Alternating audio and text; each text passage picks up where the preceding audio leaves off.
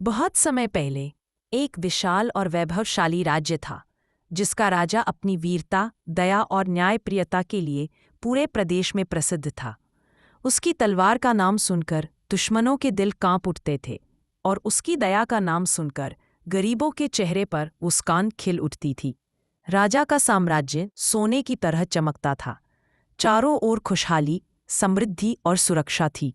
प्रजा अपने राजा को भगवान का रूप मानती थी, और राजा भी अपने लोगों को अपने बच्चों की तरह मानकर उनकी देखभाल करता था। लेकिन इतनी महानता के बीच भी राजा के हृदय में एक छोटा सा खालीपन था। वह एक बेटा चाहता था। उसकी एक ही संतान थी, एक सुंदर, गुणवान और तेजस्वी पुत्री। वह अपनी बेटी से बहुत प्रेम करता था, उसे हर खुशी देता था, हर इच्छा पूरी करता था। लेकिन जब भी वह भविष्य के बारे में सोचता, उसके मन में एक ही बात आती, मेरे बाद इस विशाल राज्य का उत्तराधिकारी कौन होगा? समय धीरे धीरे बीतता गया। राजा की बेटी बड़ी हुई, शिक्षित हुई और पूरे राज्य की प्यारी राजकुमारी बनकर खिल उठी। जब उसके विवाह की उम्र हुई, तो राजा ने उसके लिए योग्य वर की खोज शुरू की। अंततः पड़ोसी राज्य के एक शूरवीर, विनम्र और बुद्धिमान राजकुमार से उसका विवाह तय हुआ। यह विवाह केवल दो दिलों का नहीं, बल्कि दो राज्यों का भी मिलन था। विवाह बड़े धूमधाम से हुआ। पूरा राज्य खुशियों से भर उठा।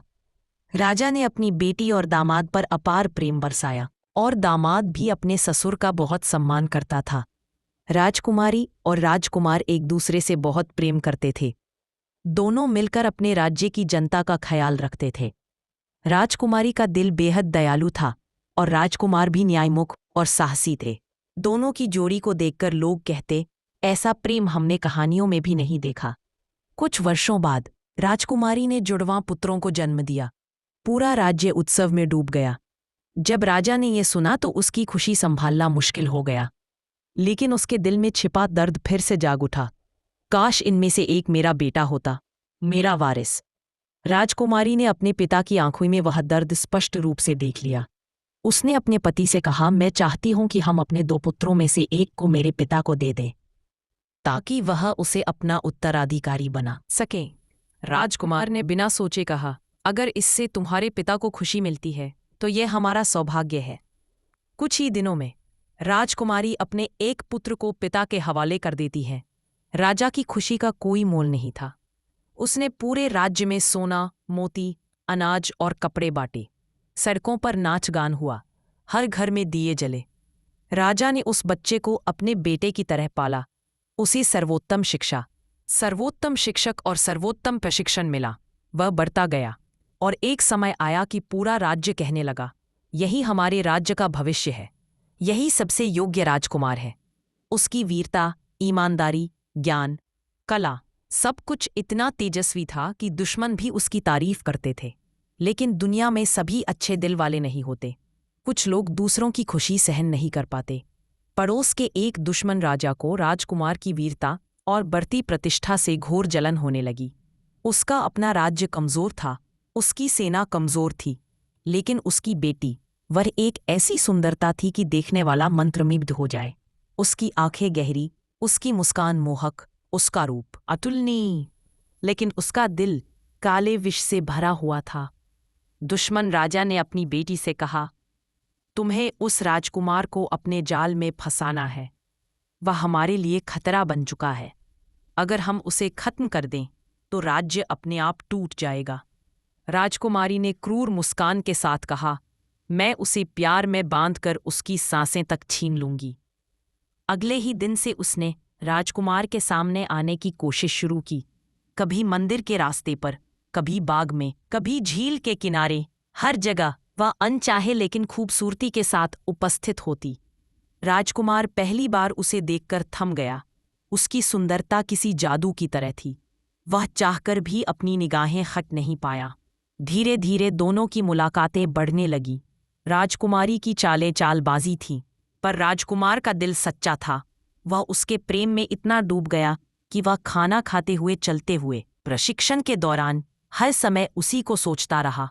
राजा को जब इसकी खबर लगी, उसने क्रोध से कहा, वह लड़की हमारे दुश्मन की बेटी है, उससे दूर रहो, ये तुम्हारे लिए विनाश होगा।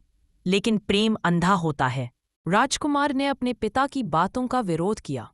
उसने कहा, प्यार जाति राज्य नहीं देखता। आप मेरे फैसले में बाधा मत दीजिए। राजा का दिल टूट गया। उसे पता था कि आगे खतरा है। एक दिन राजकुमार राजा की आज्ञा तोड़कर उस राजकुमारी से मिलने गया। जैसे ही वह उसके किले में पहुंचा, उसे एक काले कमरे में कैद कर लिया गया। उसके हाथ बंधे, दरवाजा बंद और बाहर सन्नाटा। उधर उसी रात दुश्मन राजा ने हमला कर दिया। राज्य शक्तिशाली था, लेकिन राजा बूढ़ा और अकेला था। बिना अपने वारिस के सेना टूट गई। दुश्मन सेना ने महल पर कब्जा कर लिया। राजा को मार दिया गया। राज्य उजड़ गया। सुबह होते ही दुश्मन राजा उस कमरे में गया जहां राजकुमार कैद था। वह हंसते हुए बोला, मेरी बेटी ने तुमसे कभी प्रेम नहीं किया। तुम जो समझ रहे थे वह एक जाल था। राजकुमार की आंखों में आंसू भर आए। वह चिल्लाया, क्यों? मैंने तुम्हारा क्या बिगाड़ा था? तभी दरवाजे पर वह सुंदर राजकुमारी प्रकट हुई, लेकिन उसकी आंखों में कोई प्यार नहीं था, सिर्फ एक ठंडी, खतरनाक मुस्कान।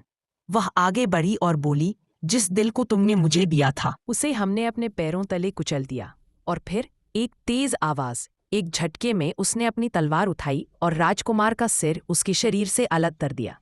एक पल में उसका प्रेम, उसका विश्वास, उसका भविष्य सब खत्म हो गया। राजकुमार का दया भरा हृदय उसकी सबसे बड़ी कमजोरी साबित हुआ। राज्य वीरहीन हो गया, प्रजा रोती रही, महल सूना हो गया और दुश्मन राजा ने राज्य पर राज किया। लेकिन जिस दिन राजकुमार मरा, पूरे आकाश में काले बादल छा गए, मानो प्रकृति भी रो रही थी। राज्य के इतिहास में उस दिन को प्यार की कातिल के नाम से लिखा गया।